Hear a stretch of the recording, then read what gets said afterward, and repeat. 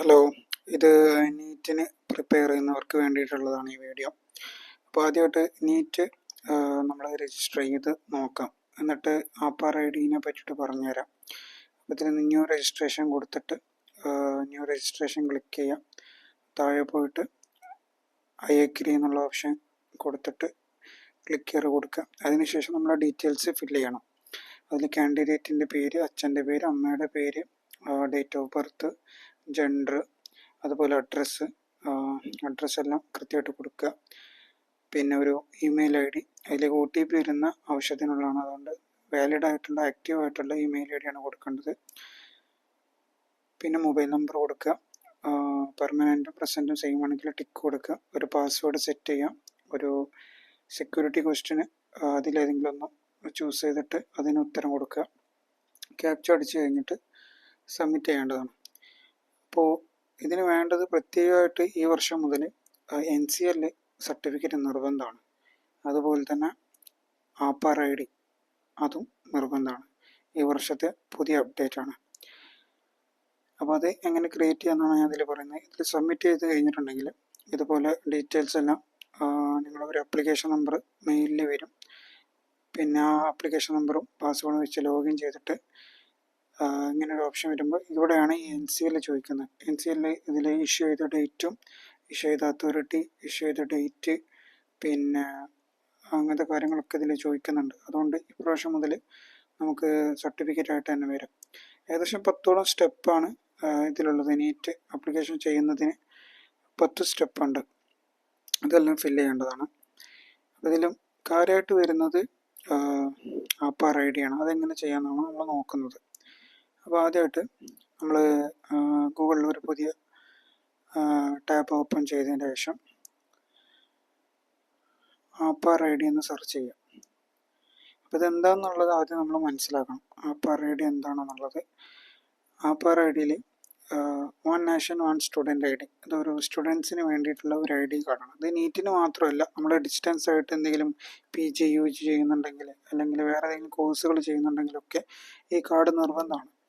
അപ്പോൾ അതിൻ്റെ ബെനിഫിറ്റും കാര്യങ്ങളൊക്കെ ഇവരുടെ സൈറ്റിൽ, ഒഫീഷ്യൽ സൈറ്റിൽ കൊടുത്തിട്ടുണ്ട്. പക്ഷെ നമുക്ക് ഈ ഒഫീഷ്യൽ സൈറ്റിൽ നിന്നല്ല ഇത് ക്രിയേറ്റ് ചെയ്യേണ്ടത്. ഇത് ക്രിയേറ്റ് ചെയ്യേണ്ടത് ആക്ച്വലി ഡിജി ലോക്കർ എന്ന് പറയുന്ന ഒരു ആപ്പ് ഉണ്ട്. ആപ്പ് നിങ്ങൾക്ക് പ്ലേ സ്റ്റോറിലും ആൻഡ്രോയിഡിലും അവൈലബിൾ ആണ്. അല്ലെങ്കിൽ വെബ്സൈറ്റ് വഴിയും നമുക്കത് ക്രിയേറ്റ് ചെയ്യാം. അപ്പോൾ എങ്ങനെയാണ് ആപ്പ് വഴി ചെയ്യേണ്ടതെന്നുള്ളതിൻ്റെ വീഡിയോ ഞാൻ ഓൾറെഡി ചെയ്തിട്ടുണ്ട്. അത് കണ്ടാൽ നിങ്ങൾക്ക് മനസ്സിലാവും. ഞാനിപ്പോൾ വെബ്സൈറ്റ് വഴിയാണ് ചെയ്യുന്നത്.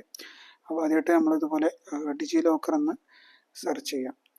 സെർച്ച് ചെയ്ത് കഴിഞ്ഞിട്ടുണ്ടെങ്കിൽ ഒരു ബ്ലൂ കളറിലുള്ള സൈറ്റ് ആയിരിക്കും. ഇതാണ്. ഇതിൽ മുകളിലായിട്ട് സൈനപ്പ് എന്നുള്ളൊരു ഓപ്ഷൻ ഉണ്ട്. അത് ക്ലിക്ക് ചെയ്തതിന് ശേഷം നിങ്ങൾ ഫുൾ നെയിം, ആധാറിലുള്ള എങ്ങനെയാണോ പേര് അതുപോലെ ഫുൾ നെയിം കൂടെ കൊടുക്കുക. ആധാറത്തെ ഡേറ്റയാണ് ഇതിലെടുക്കുക. അതുകൊണ്ട് കൃത്യമായിട്ട് ആധാറുള്ള പോലെ തന്നെ കൊടുക്കുക. ഡേറ്റ് ഓഫ് ബർത്ത് കൊടുക്കുക, ജെൻഡർ കൊടുക്കുക, മൊബൈൽ നമ്പർ കൊടുക്കുക, ഇമെയിൽ ID കൊടുക്കുക, ഒരു 6 ഡിജിറ്റിൻ്റെ ഒരു പിൻ നമ്പർ സെറ്റ് ചെയ്യുക.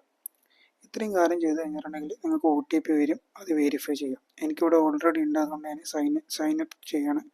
സൈനപ്പ് ചെയ്യുമ്പോൾ നിങ്ങൾക്ക് ആധാർ വെച്ചിട്ടും അതുപോലെ മൊബൈൽ നമ്പർ വെച്ചിട്ടും അല്ലെങ്കിൽ നിങ്ങൾ കൊടുത്ത യൂസർ നെയിം വെച്ചിട്ടും അങ്ങനെ 3 ഓപ്ഷനിൽ നിങ്ങൾക്ക് ലോഗിൻ ചെയ്യാൻ പറ്റും. ഞാനിപ്പോൾ ഇവിടെ ആധാർ വെച്ചിട്ടാണ് ചെയ്യുന്നത്, അല്ലെങ്കിൽ ഞാൻ മൊബൈൽ നമ്പർ വെച്ച് ചെയ്യാം. മൊബൈൽ നമ്പർ വെച്ച് ചെയ്യുമ്പോൾ ആദ്യം ഇവിടെ ഞാൻ രജിസ്റ്റർ ചെയ്ത മൊബൈൽ നമ്പർ ഇവിടെ എൻ്റർ ചെയ്യും. അത് എൻ്റർ ചെയ്തതിന് ശേഷം നെക്സ്റ്റ് കൊടുക്കും. നെക്സ്റ്റ് കൊടുത്തു കഴിഞ്ഞാൽ അതിലേക്ക് OTP വരും. അത് വെരിഫൈ ചെയ്ത് കഴിഞ്ഞാൽ ഇത് ലോഗിൻ ആവുള്ളൂ. അപ്പോൾ അതിന്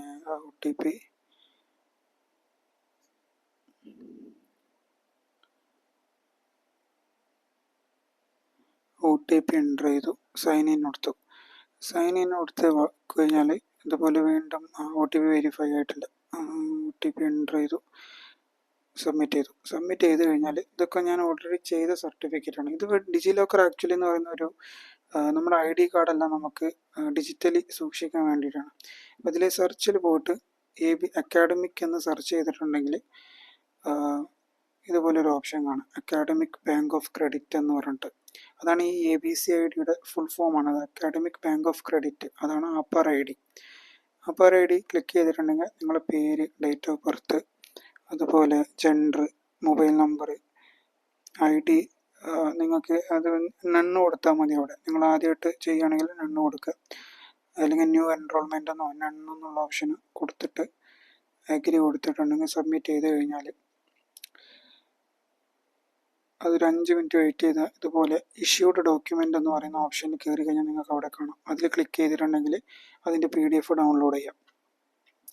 അത് കാർഡാക്കി വെക്കണമെങ്കിൽ കാർഡാക്കി വെക്കാം ATM രൂപത്തിൽ. ഇപ്പോൾ ഡിജിലോക്കർ അതിന് മാത്രമല്ല, ഇതുപോലെ നമ്മളെല്ലാ ഡോക്യുമെൻറ്റ്സും നമുക്കിതുപോലെ ഡിജിറ്റൽ ഫോമിൽ ഡൗൺലോഡ് ചെയ്ത് സൂക്ഷിക്കാം.